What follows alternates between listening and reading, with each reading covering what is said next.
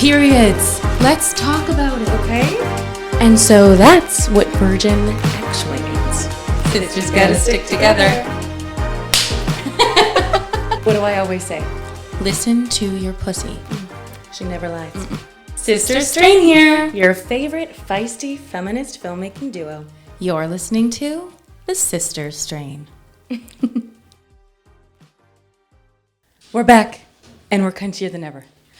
We took a little break from our a little hiatus from our fight last time. Yes, we're fully recovered, and we're ready to dig into we cunt. have reconvened, and we're ready to get in. Speaking of which, if you can hear a little paws tapping, our cat's being very cunty at the door right now, and we're not letting him in. Yeah, hopefully he'll just subside in a few moments. Go quietly into the night. Yeah. Anyway, cunt, let's get into it. Okay, so what reaction does your body have when you hear that word? How does it sit? How does it make you feel? What Positive, sort of reaction? negative? I think it's probably going to be pretty unanimous. The word cunt is possibly considered one of the most negative word associations you can have. No one wants to be called it. It's a very rare opportunity we feel so compelled to use to utter the word. Yeah, I mean, personally, it has a great mouthfeel. It's really guttural. Yeah, it's very strong. Cunt.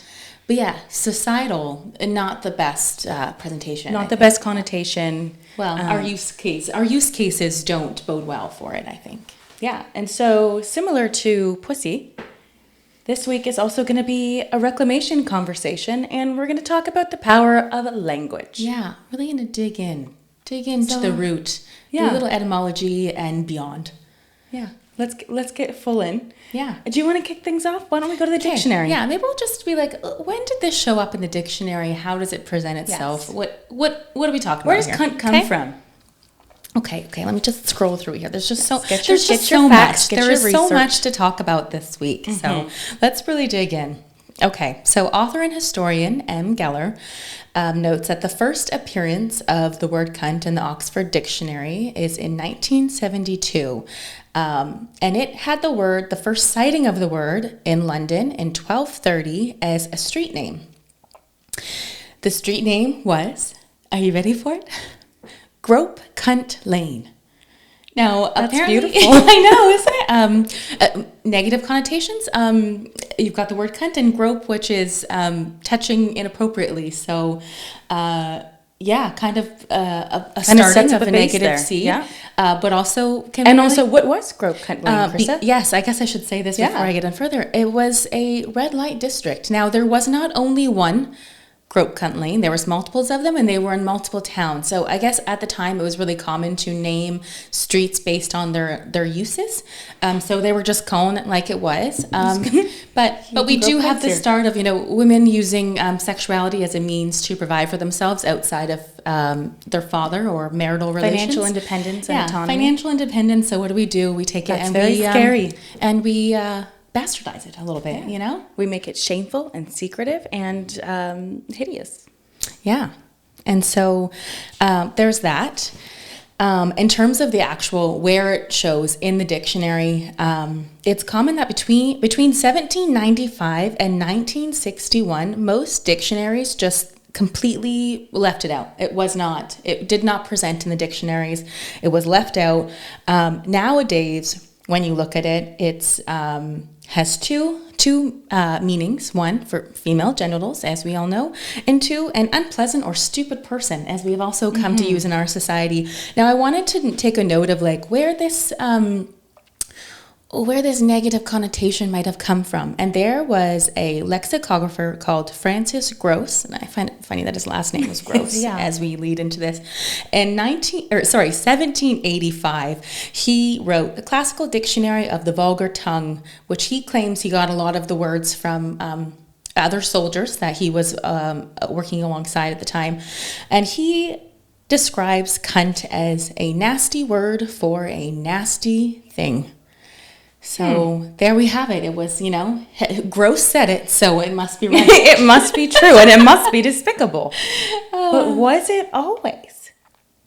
Not always. I mean, so we dug in a little bit of just speaking of language and literature, other than the dictionary itself, where were we seeing it in literature over time? And Kat's right.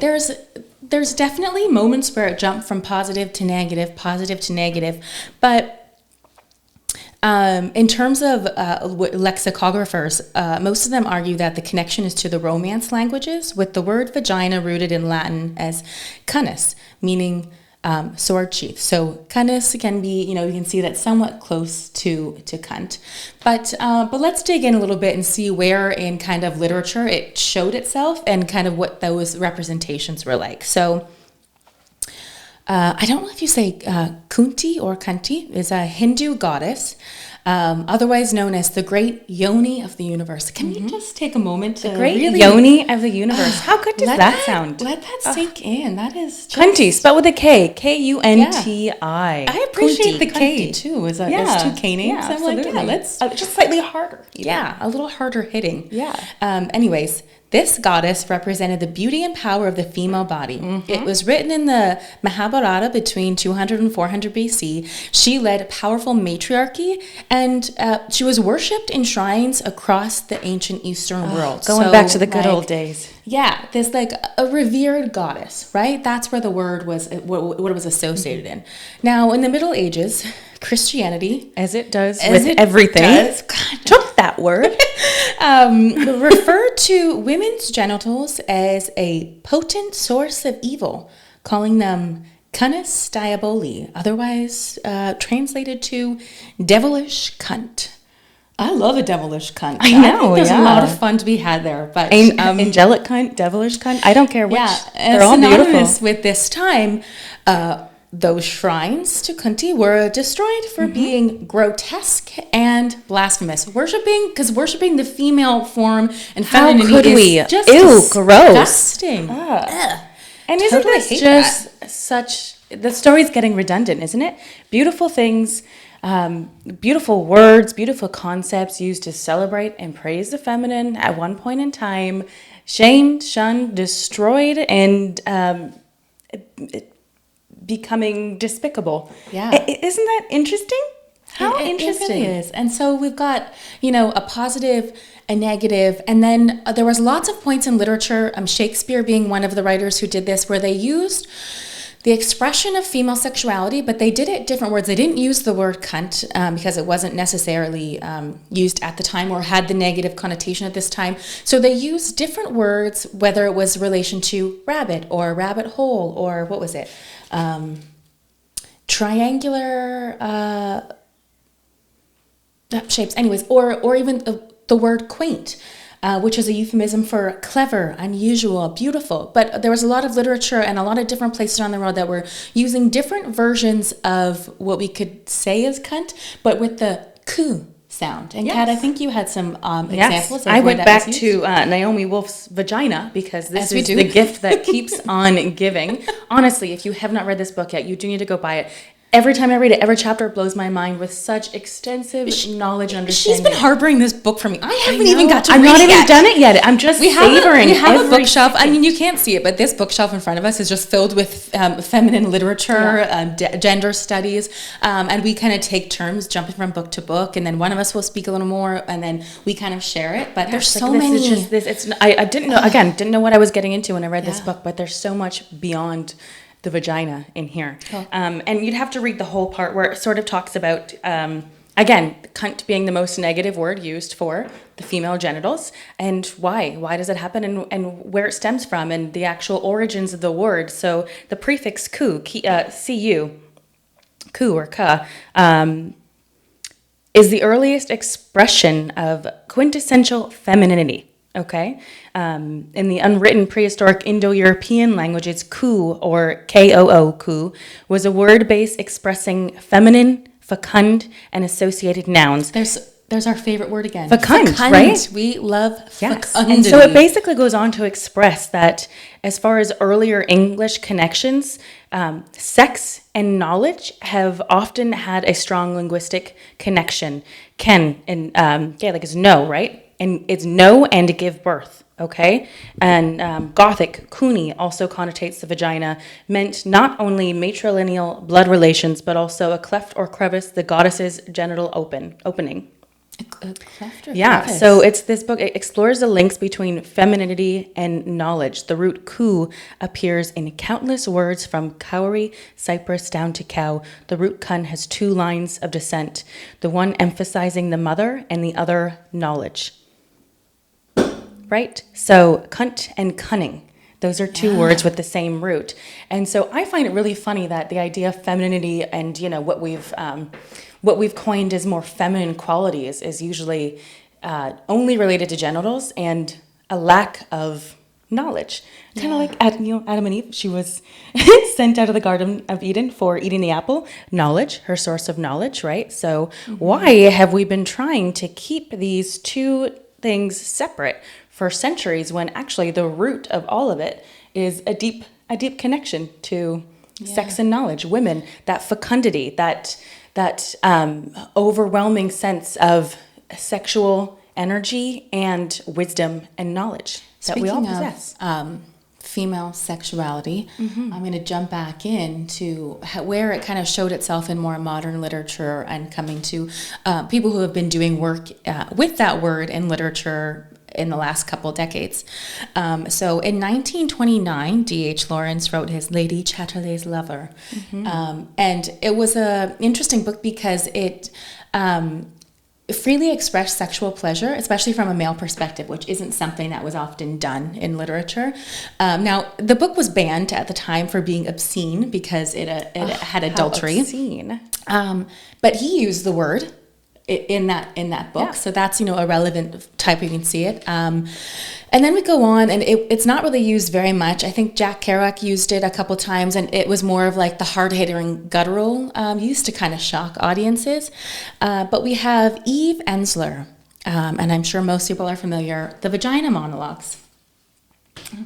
She was just backing up my. I realized Vagina, because it's so full of so much knowledge, actually has the quote from D.H. Lawrence's Lady Chatterley's Lover, and I'm going to try not to bastardize it because it's in Old English. So this is from an excerpt from the book, Lady Chatterley's Lover. "What is cunt?" she said. "It's thee, dost see, and thou'rt a lot besides an animal, aren't ter? Even ter fuck. Cunt, that's the beauty o' the lass." And I think it was used like a bunch of times throughout that. That's I don't know. One little excerpt. I have no stats there on how many times it was used, but for it to be used freely, but essentially, in a book words that there to say that the beauty of the woman like is free her sexual expression. Yeah, so that. And then, as I was saying, Eve Ensler makes the reclamation and reclaiming the word cunt in the Vagina monologues in 1996, I think it was. And now I have a little bit of jumping around, but there is a woman named Germaine Greer who did a lot of work in second wave feminism. She wrote a book called The Female Eunuch in the 1970s. She went on to write a couple other books, Sex and Destiny in 1984 and The Whole Woman in 1999. And honestly, I haven't read these books. No. Adding them to the list. But that is a woman who spent like decades of her career in literature. She also did in I think 2007, they did an investigation into the word cunt on BBC. So that's kind of hugely be broadcasted on like mainstream television. Yeah, right. Of like digging in. So yeah, I mean it's still pretty prevalent, but there are people who are doing work to kind of reclaim the word, reclaiming the word, and there's so much we can all do. So let's go back to CUNT by Inga Muscio. Talk more specifics on the book specifically, and why I like it is because, like pussy, it's a reclaiming of the word. And in order to reclaim something, you have to really understand where it comes from. This book talks about so the negative connotations with cunt, this fear and disgust about it. Where does that come from? Well, a word is only a word. That means we've given meaning to that item. What does cunt refer to? The female genitals? We all have this deep-seated fear and shame about this part of our bodies. And where does that stem from? And how do we change it? And so it starts with our periods, right? It's a shameful secret. Maybe some families talk about it more openly, but usually it's like, okay, you're a woman now. We don't discuss it. You hide your tampons when you go to the bathroom. You don't talk about it. It's your dirty little secret. Yeah. Don't let anyone know. Keep it under wraps. But why? But where does that come from? And we had discussed in our menstruation episode about there's some prehistoric literature which really describes menstruating woman as being dangerous and evil and all sorts of So we can ways. understand it's written in literature from long ago. It stays in people's minds societally. Yeah. And we just continue carrying that on. But that's an outward thing. I think this book discusses a lot about what we can do inwardly to change these associations for ourselves. So first thing with the period, and I love this, she describes a menarche party. Yeah, a menarche party of like throwing when a young lady happens upon her first period, that the family should throw a menarche party where it's like it's celebrated. Your body has now graduated into this next phase of your journey, and she mentions in the story that they threw one, and it was like, or that when it happened, that there was like younger ladies present, and by the end of the event, like they were excited. They were excited for the day that they were going to get there. So it takes an example of shame. The menstruator wore a beautiful red dress. Yeah. Everyone dressed in red. The cake was red. The presents were wrapped in red. They were presents, of course, because it's a party. Quinceañera or like a sweet 16, like a rite of passage, right? But like to note that moment as a positive. Like we have the power to change the perception of that to something more positive. So I hope if you have any young ladies in your life who may be happening upon their menarche, throw a party. Throw a damn party. Or, okay, if you're someone who is already menstruating and has been for many, many years, you know what? You could celebrate that blood any damn time you please. Yeah. Do a moon ceremony. I mean, I see people online who like put their blood on their face. Last Saturday. We did, yeah. We tried some wine, and Carissa did. She wore her blood on her face for the whole night, and she felt, did you feel like a goddess? I felt pretty like tribal. I felt like just like connected to the root of it all, to Mother Nature. I've been like, the ethers. Why is this gross? That's not gross. Yeah, it's gross because we've been told it's gross. Well, guess what? We could change that association any damn time we please, and that's why we're claiming it. I mean, we're claiming all the words. Well, there are a lot of women who do like free bleeding too, or into the diva cups, and then they save their blood. I don't know if you said this, but people can collect it and put it in their gardens. Yeah. Right? Whereas previously in literature it was suggested to kill crops. I think we use it in the opposite way. We use it to fuel and nourish our crops, to go back the life force to where it came from. Yeah. And so this fear of our bleeding, our period, all this shame, then continues following us in life, and we have a deep-seated fear of our own sexuality as a woman. Why is that? Well, if we can't even trust our body with the bleeding, and that's gross and icky, and everything that goes along with it, the sights, the sounds, the smells, well, we've also been raised to shame and be disgusted over our sexuality, our sexual energy, right? It's the idea that, like, you're not supposed to talk about that. You're not supposed to touch it. You're supposed to, that's something you wait until marriage. Yeah. We don't need to discuss it. Women aren't supposed to be sexual. There's this goddamn purity culture. Especially amongst children from, like, the Victorian era, how they really shunned any kind of sexuality or behaviors in children. There is an inherent curiosity. Yeah. I mean, the urges themselves, like, it happens in a body organically. Yeah, it's scientific. You're actually quite young when you experience your first sexual feelings, but we don't talk about it. It's not something that's discussed with the children, and then often find moments of like incest or children kind of experimenting and they kind of face that later in life and say, well, why didn't we ever have conversations with the children to tell them that self-expression, like, that's okay to do on your own. Self-expression is totally natural and safe. Mm-hmm. It's something you do you can do by personal, yourself. It's private, and it's not bad. It's okay, right? So we have this deep-seated fear of our own body, this disconnection to a huge part of our own body. And as we discussed previously in Pussy, with the neurological brain-vagina connection that we hold as cunt havers, that, like, we are deeply connected. Our brain and our vagina are so deeply connected through our neural system that having that strong connection with that part of our body enhances every aspect of our life, our creativity, our imagination, our eros, our passion, our pleasure, our lust for life. Our sexuality, absolutely, but just pleasure in any sense of the word. How we feel about ourselves, how confident we are in the world, how the chances we take. When we don't have that connection with our body, how can we truly love ourselves if we are denying certain parts of our body, if we are disgusted by certain parts of our body, if we are ashamed of certain parts of our body? That makes us up in our entirety, right? So you can't fully love yourself unless you love all parts. And guess what? You probably can't be loving other women if you don't love yourself, because you're going to find the same faults in them as you do with yourself, namely the cunt. And also, if you're not confident in loving yourself there, how do you expect a partner to come along and love that part of you if you're not confidently, expressing it, promoting it, and in the light that it deems worthy, right? Like, we often teach people how to treat us by how confident or how comfortable we are with ourselves. Mm-hmm. And they'll follow suit. Yeah, and it's a disservice, this whole concept of purity culture, of women being very disconnected from their own source and sense of pleasure and being afraid of their sexuality. And I'll tell you why we have been groomed to be afraid of our sexuality, because men are very afraid of the power of female sexuality. Mm-hmm. I'm going to inject a little lesson here, since we're talking about words. There's a whole bunch that go along with this. Words that were used to describe and celebrate femininity that have been altered to make us feel shame and disgust. One being, along with purity culture, the word virgin, the origins of the word virgin, right? A woman who was considered a virgin at one point in history was a woman who was freely autonomous. She was not married. She was a free spirit. She had she was tethered to no one and nothing. She was an independent woman. And now it's been used to describe a woman who has saved herself for marriage.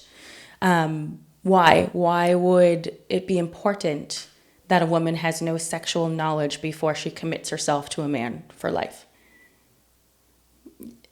Power. It all comes down, right? A woman who does not know herself and is not in touch with herself is more likely going to be a lot easier to control and manipulate. And if she hasn't experienced enough to know what she likes and what's good, she won't be able to complain, will she? No, she'll just stay right where she is. Exactly. And so here's another word. Why are women afraid of our sexuality? Well, what is the worst thing you could be called as a woman who's too sexual? Let's go back to the grope cunt lane, I think. Yeah. What's that word? What's that terrible, awful word no woman wants to be called? The red light district denotes being a whore.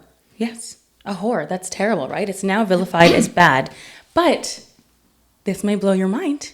It was once used to describe a revered position, okay? Any woman who has... a sexual woman was considered a goddess at one point, a woman directly connected to Source who shared sacred wisdom and knowledge with her worshippers. Sacred whore temples flourish in ancient India, the Middle East, Africa, Europe, the Americas, and Asia. The word whore was a title used much like the term reverend. Whore priestesses were revered because they taught a combination of mother love, tenderness, comfort, and mystical enlightenment, as well as sex. Okay, so technically, by the Bible standards, Mary Magdalene was called a whore, right? She was a whore. At that time, sacred. Whores were considered prophets of sexual power, teaching people how the physical body is a conduit of energy. Even the Spanish word for whore, puta, its Vedic origins actually mean pure and holy, right? So at one point, again, women were praised and revered for having this incredible sexual power and all its healing and enlightening ways. Where my whore priestess is at. Yeah, right? Claim your whore priestess power. Reclaim that word. We're enlightening the world, right? Educating men with our sexual prowess. Too powerful, too dangerous. Way too powerful. She could possibly make money and not have to have a husband. Watch out. That's no good. You might tap into your power. You might realize just how incredibly powerful you are. That's terrifying. Absolutely. It's terrifying. It's terrifying for the patriarchy. So go out and do it. Right? Okay. So isn't that wild, though?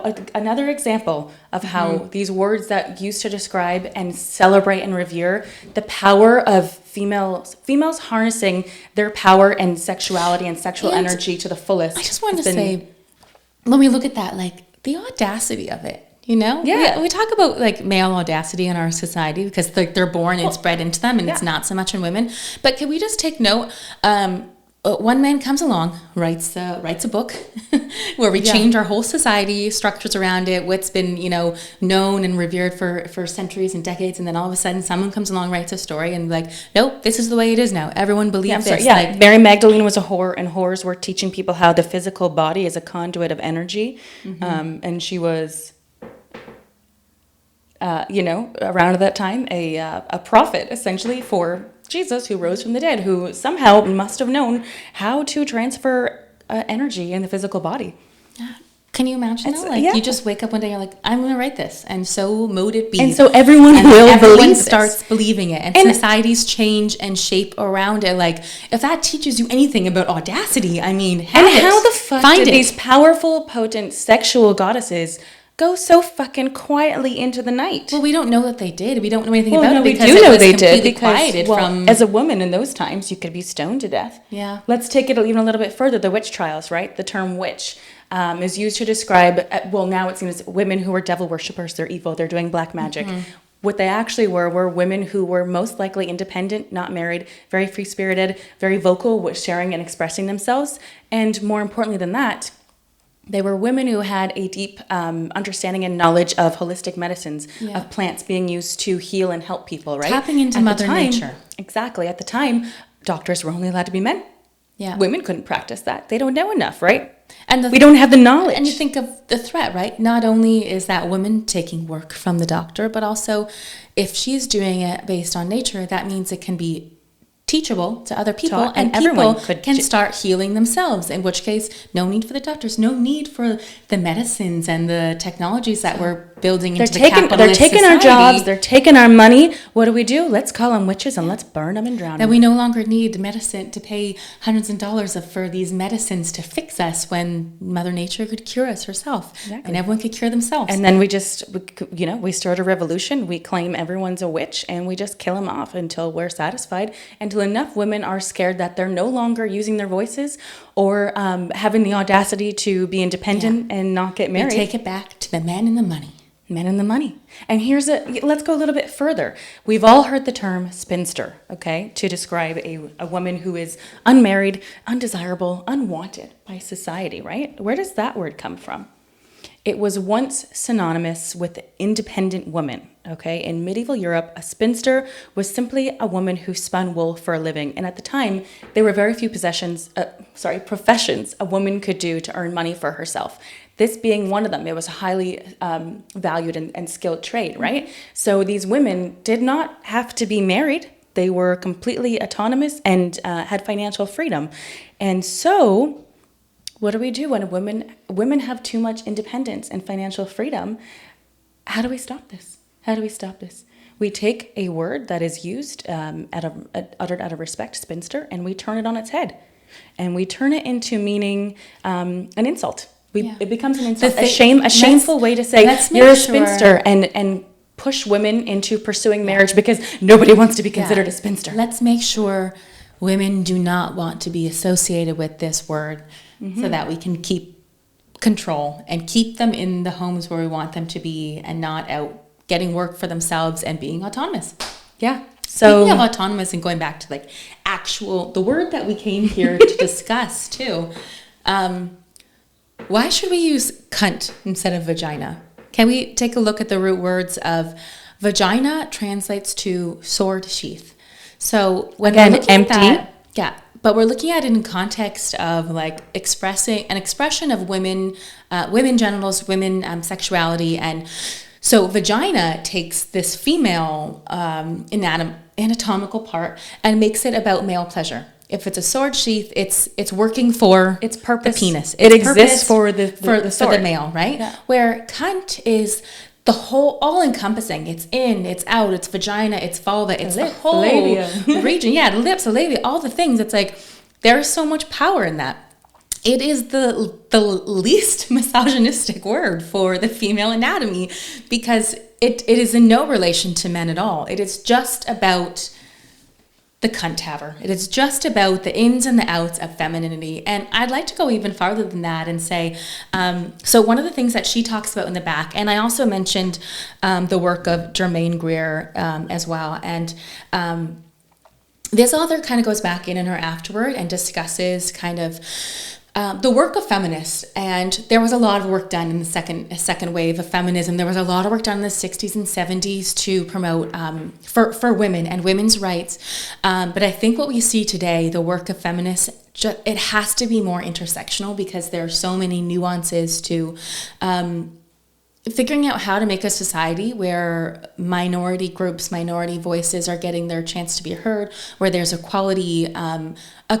There's so many areas to go into it, but that's one thing. Germaine Greer's work as in the feminism wave, it's exclusionarily towards the plight of women specifically. And in this book, she goes back in her afterwards and talks about how she had a lot of dialogues after the book came out, and what kind of feminism meant to her at the time. It means a little bit differently now to include trans women, or to include all the. In the 2SL GTBQ world, there's so many variations of gender and how people connect to that.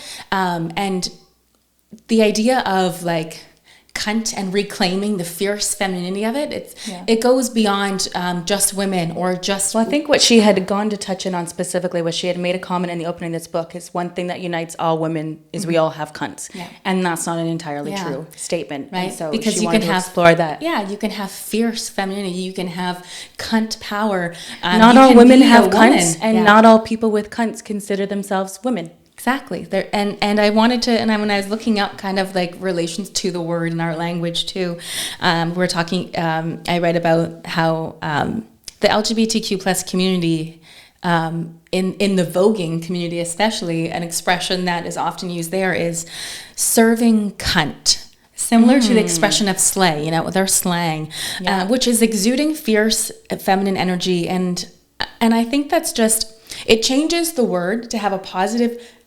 feminine association. But in our world right now, if we could really combine the feminist advocates and the 2SL LGBTQ plus, sorry, I botched that, advocates, if we were all able to come together and to, fight for our individual perspectives, but also learn about and champion the differing perspectives, we could imagine how much power we could muster together to really make change in the world. And CUNT became, rather than just a place for someone to put their sword, it became a powerful reclamation of feminine expression and feminine power. Yeah. And we all, as human beings, have feminine and masculine energy, so that's not even a gender assignment. A feminine expression that exists in all. What if we just found a way to reclaim CUNT as... I am going to proudly stand in my cunty energy and share it with the world. And there's an author we both follow, Florence Given, who is like a quintessential goddess for reclaiming her cunt power. And I love it when she's doing a video. She's got a fantastic style beyond her beautiful words and her beautiful energy.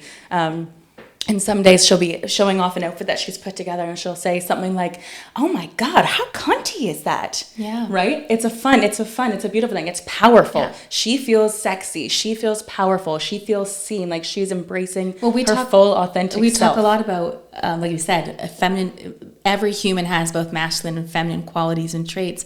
As a society, if we could just champion the feminine a little more, or not be so afraid of humans tapping into feminine qualities, like we should all be out there serving cunt. We should all be out there serving cunt. And so it really comes down to the power of words and the associations that have been put on them, and then also what we decide their meaning is, right? Because we've seen it's been changed multiple times throughout history. Well, guess what? I guess we could change it again, and we can change it for ourselves. And I wanted to just share a little bit talking about the power of female sexuality, because I think that's such an important part to reclaiming feminine energy, is accepting that part of ourselves so we can accept the beauty of it and accept all of ourselves in that truest female expression. I read in Vagina again that in earlier Taoist sex texts, the women, females are described as emitting healing fluids when they're sexually aroused, right?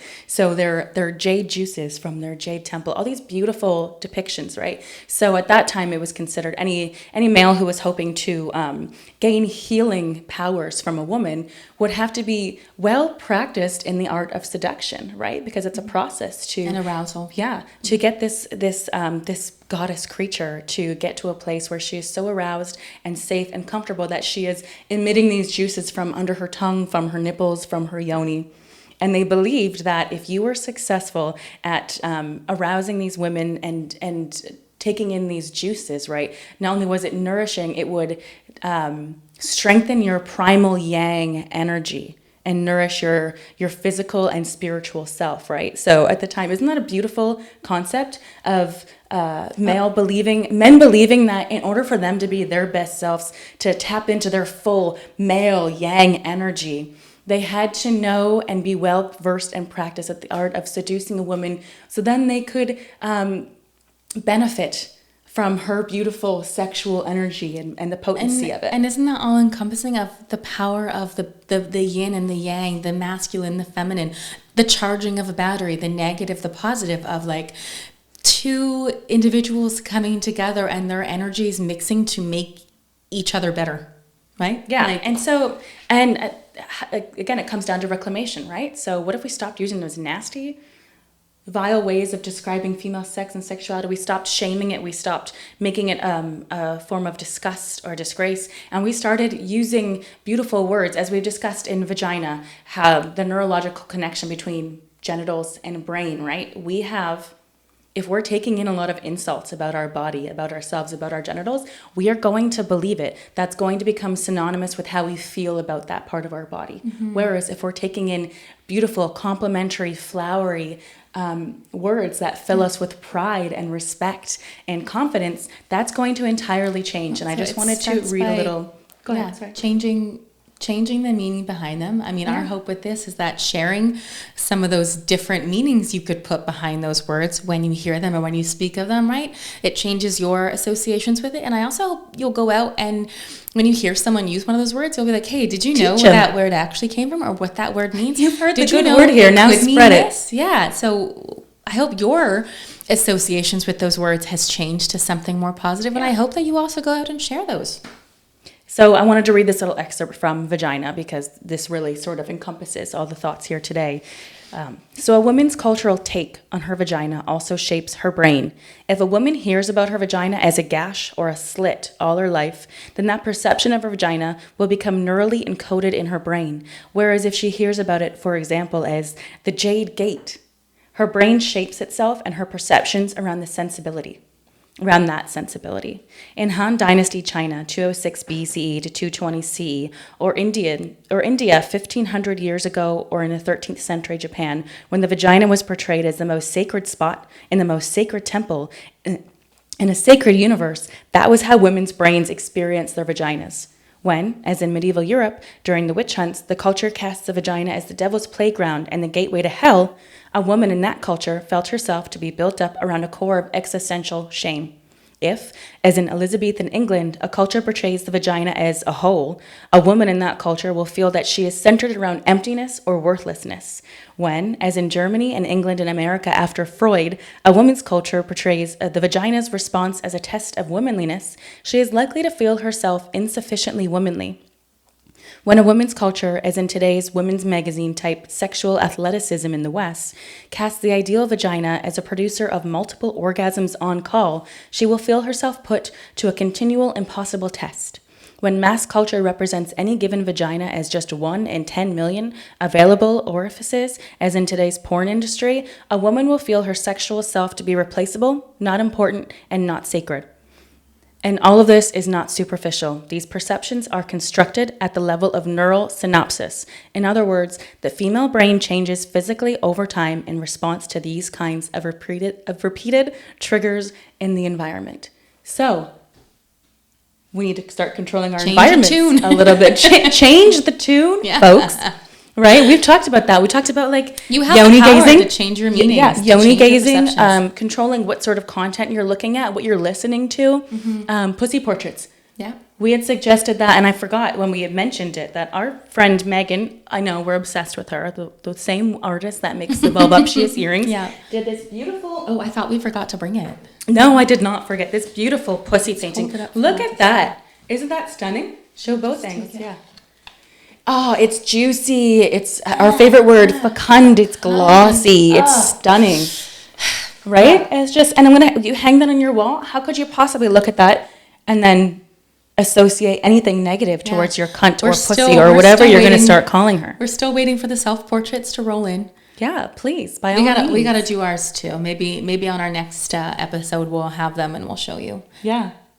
Anyway, I think we've unpacked a lot of etymology today, a lot of associations. It just goes to show that history has been written primarily by men. And guess what? We can rewrite it anytime.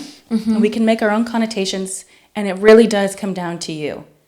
You have the power to determine how you feel about yourself, your full self. Establish that relationship with your brain, with your body, with your pussy or cunt or whatever you want to call her. Get more comfortable. It's knowledge at the end of the day. Knowledge holds so much power. You don't have to go to school necessarily. You don't have to get a degree in something or like study it per se. Just, I mean, what we've shared right now, these books, I'll be noting all of our resources we kind of took our information from, the books of Germaine Greer. Like, there's so much out there to go and sink your teeth into, especially when we talk about intersectionalism and feminism too, of like taking yourself outside of your own lived experience, your own perspective, to try and figure out how do we just make this world better for you, for the people beside, like for everyone, for the people who are like you and for the people who are nothing like you. How do we make this world a better place for everyone? Start getting out, learning, figuring out how to diversify your Instagram feed, diversify the content that you're reading.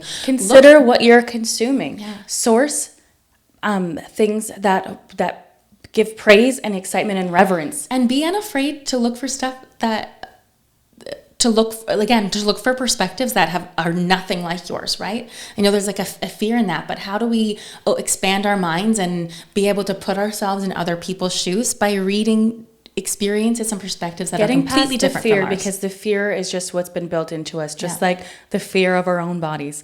We don't need to fear our cunts, okay? Get a little more acquainted. Sit with yourself. Get to know your body. Get very comfortable down there. You've been raised and bred to believe you should be disconnected from your cunt. Well, you shouldn't be. You should get very well versed. You should be very comfortable with her. You should love her. You should praise her. You should compliment her daily. And you should damn well only spend time with people who want to compliment her also. Yeah. Join cunt armies, okay? Yeah. Build a cunt army. Let's all get a lot more cunty. Yeah. Everyone is welcome. Everyone is welcome in the cunt army. Yeah. Let's keep serving cunts. Yeah. Serving cunt. Maybe that didn't need to be plural, but there's two of us. So we'll just pluralize everything. Okay, yeah. Okay, yeah. Serve cunt. You've been listening to The Sister Strain. If you've got something you'd like to share with us, reach out to us. contact@sisterstrain.com.